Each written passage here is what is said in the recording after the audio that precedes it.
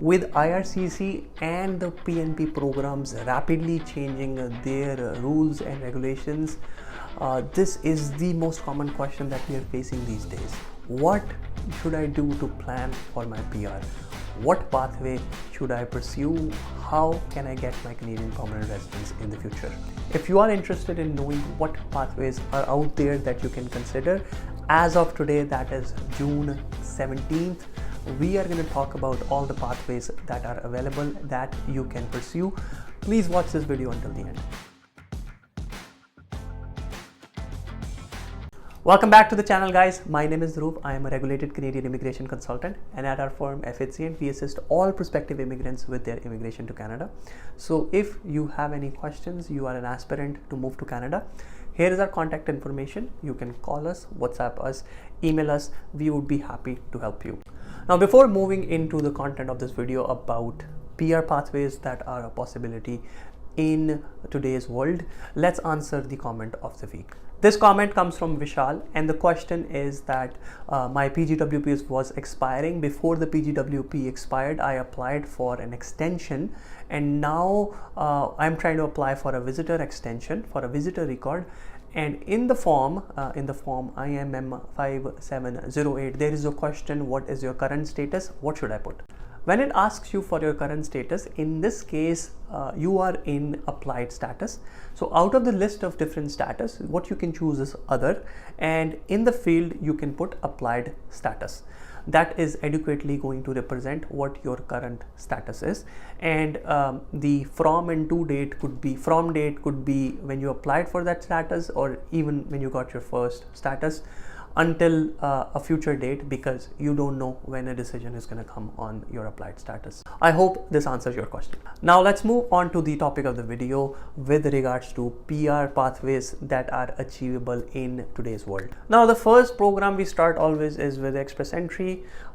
You all know the cutoffs for Express Entry: 522. If you have a master's in Canada, or you have a bachelor's from back home and a PG diploma in Canada, you have foreign work experience, and you have Canadian work experience, and you have good English scores, again, still Express Entry can be a good option for you, especially if you fall in one of the categories under Express Entry. So again, for those of you who can score good score in Express Entry, and especially, or you fall under one of the categories, evaluate your score. If you need assistance, you can contact us. Evaluate your score, and if your score is above the historical cutoff, then that is still the best program for you, because you don't have to move anywhere, and the peer processing time is also faster than the other programs.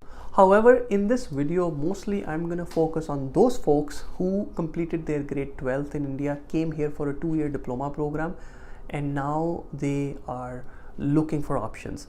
For these folks, usually the Express Entry scores are almost unattainable unless they have an LMIA. Secondly, unless they're working in one of those jobs where, say, Ontario PNP is possible, they often need to move elsewhere. Now, if you have to move, Nova Scotia and the Atlantic areas are still good.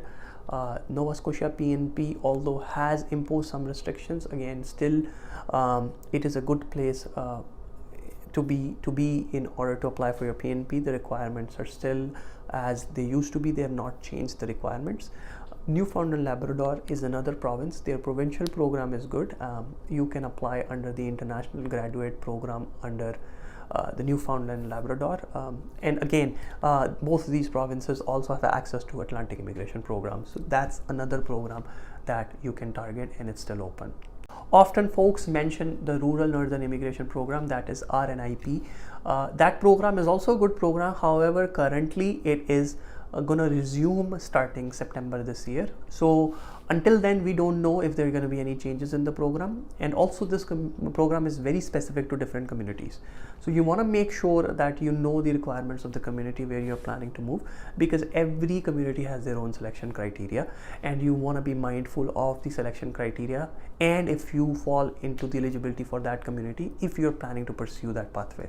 The fourth program I'm going to talk about is the one which has the lowest probability of disappearing, or lowest probability of any changes coming to it anytime soon, and that program is a little hard, but in the long run it is going to make your life a lot easier, and that is to learn the language of French. If you're able to learn the French language and score CLB 5 in speaking and listening, almost you have guaranteed yourself a work permit extension, because you won't need any LMIA. You would fall under the LMIA exemption C16, and going forth, that will basically be your backup in case nothing works out and your 3-year PGWP is expiring. If you're able to achieve CLB 7 in French in all the 4 modules, listening, speaking, reading and writing, then your trouble is over, because you would fall under the Express Entry's French category specific stream. On top of that, under Express Entry, you will also receive a lot of additional points because you know French, and you can receive above 50 additional points depending on your English scores if you have CLB 7 in French. Now, with learning French, you have the option that you can extend your work permit without LMIA, and also PR pathways become a lot easier, and that is through Express Entry. So you don't even have to move, and you will be able to get your PR through Express Entry, which makes this very lucrative. The best part is that a lot of people won't pursue this program. So if you are able to crack this code of French, then you are in a place where you don't need to worry anymore about PR. You will finally attain that goal. So to summarize, if you have really good foreign experience, Canadian experience and good education, Express Entry still is a good program for you.